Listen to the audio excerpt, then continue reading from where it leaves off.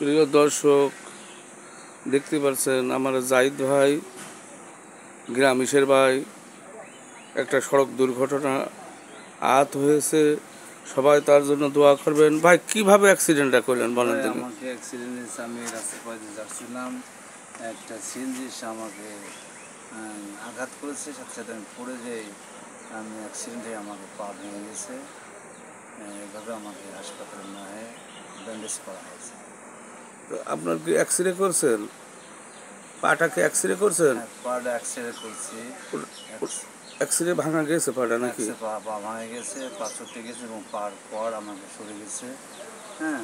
কতদিন আগে আপনার অ্যাক্সিডেন্টটা করছেন? 6 তারিখে অ্যাক্সিডেন্ট হয়েছে।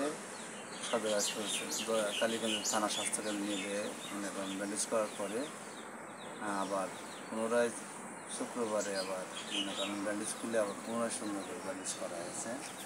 আপনি মূলত কি কাজ করেন? আমি চায়ের দোকানদার, আমি চা বিক্রয় করি। কোথায় বিক্রি করেন? কালীগঞ্জে রহমানের আবশ্যকের পাশে ফুটপাতে আমি চা বিক্রয় করি। আপনার ভালো নাম কি? আমার নাম জাহিদুল ইসলাম। জাহিদুল ইসলাম। আপনার তো আয়ের উৎস কি এখন বর্তমান? আমার তো বর্তমান এখন আয়ের কোনো উৎস নাই, এখন আল্লাহ তাআলা খাওয়াইতেছেন, আলহামদুলিল্লাহ।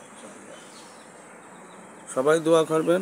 দেখেন পাটা ভেঙে গেছে, একমাত্র আয়ের উৎসই তিনি, কিন্তু তিনি অসুস্থ অবস্থায় বাসায় আছে। সবাই দোয়া করবেন।